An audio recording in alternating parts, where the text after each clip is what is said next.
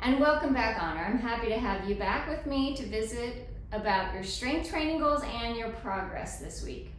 But before we go any further, Honor, I do have to ask your permission to record this behavior change counseling session, and also so I can air it on YouTube for millions and billions of viewers just like you who want to learn about strength training and behavior change.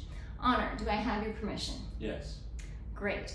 And I already received permission from your mom, so let's get started. Honor, last week we discussed a goal that you have to be able to bench press your own body weight.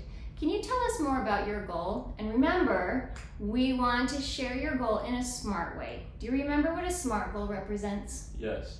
SMART stands for specific, measurable, attainable, relevant, and time-bound. That's correct.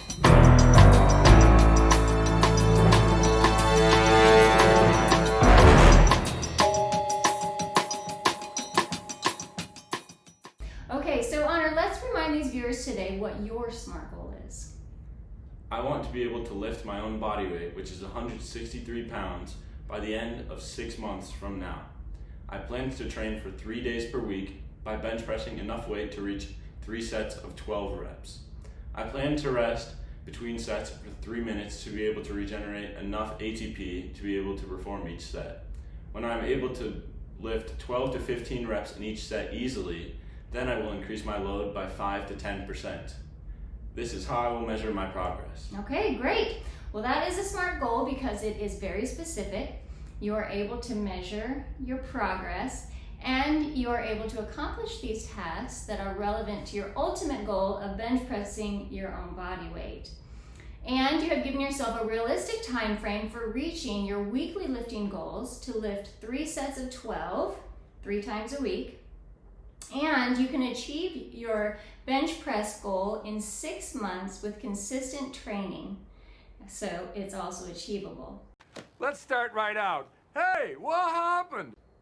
So Honor, how did your training go this week? Well, it was a little difficult. Oh really? Why? I spend a lot of time training for basketball and soccer. My competitive soccer team will be traveling out of town this weekend for a big competition, so we've had to spend more hours on the field doing skills training. And I wake up early every day to go lift at my high school. So by the middle of the week, I started feeling really sore and very tired. I haven't wanted to take the time to complete my bench press training, so I was only able to complete my bench press training for 2 days of the week instead of 3. Okay, so I'm hearing that you're feeling overwhelmed physically, and that because you are physically overworked, that's making you tired and too sore, and that is also making you feel a little bit unmotivated maybe to work on your goal. Is that correct? Yes. Okay. So is there anything else that I missed?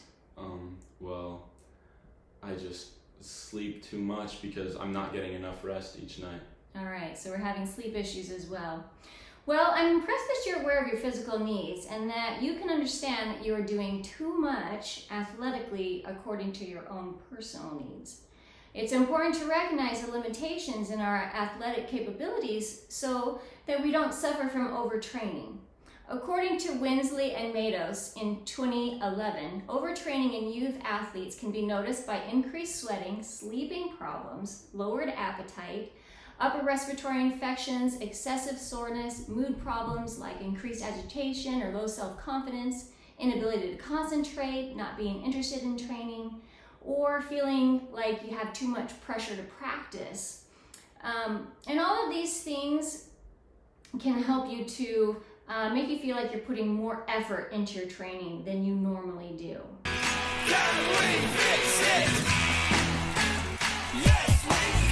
So can you decrease your lifting sessions to 2 times per week? Yeah. And then you can make your strength training sessions less intensive, full body workouts so that you will have the balanced whole body adaptations. Bompa and Buzzicelli in 2019, Favero and White in 2018, and Smith et al. In 2021 suggest that you will still benefit in your sports with 2 strength training sessions per week. And you will just want to make sure to practice your bench press during each session so that you can still reach your goal of benching your body weight within 6 months. And that timing will be better so that way you won't need to make extra time later in the day just for your bench press lifting, okay?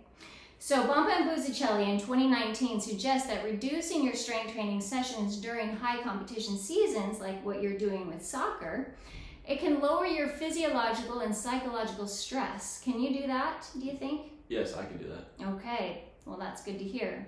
You have to believe that something different can happen. He who says he can and he who says he can't are both usually right. Okay, you want to know something else, Honor? Yeah. This session we just had is an example of a learning process called social learning theory.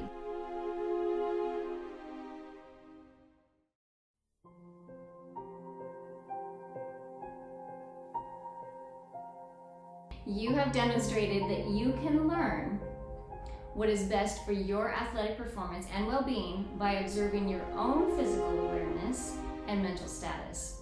You realize that you were having a difficult time keeping up with your physical performance expectations this week, and I was able to give you instructions to help you make better decisions that would be better for your psychological and physiological health and athletic performances. And these help to lift some stress from you and solidify that you can accomplish all the things that you want to accomplish with the correct perspective and principles. So how does that make you feel? It makes me feel good. Pretty good, right? Like you can do things on your own. That's called intrinsic motivation. Intrinsic motivation makes us feel good about our decisions and is more likely to create successful outcomes. You are learning behaviors that can make you successful with your SMART goal and all other goals that you make in your life. So first, the way we do this is we pay attention to the things that interest us. Pay attention to the things that interest you. And that will make you successful and get where you want to be in life. And second, you gain and you store that information that benefit you so that you can use it when you need it. Third, you practice what you learn and observe, and that practice makes you confident. And when we're confident and when we better understand concepts, our skills in the areas that we want to learn increase. And as we act, we can have progress in all that we do because we'll be learning every step of the way, and it helps to adapt. It helps us to adapt and grow and change for the better as we do. And as you see your progress developing, you will remain motivated and keep growing and improving. And that motivation and growth will reinforce your efforts so that you will achieve all of your goals as you make them SMART. And you can adapt as needed and continue to grow intellectually and physically. So, what do you think about that, Honor? There's a lot of information, isn't it? Yeah. Yeah. Well, Honor, I'm really proud of you, and I think you're one of the hardest and most dedicated kids that I know. So I know that as you continue to work towards your goals, you're going to achieve them because you have that intrinsic motivation inside of you, and that desire to be successful.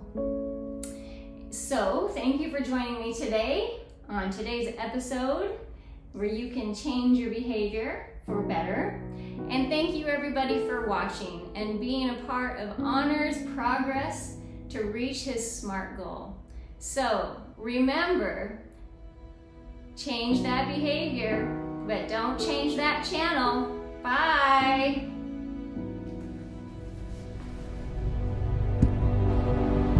You got a dream, you got to protect it.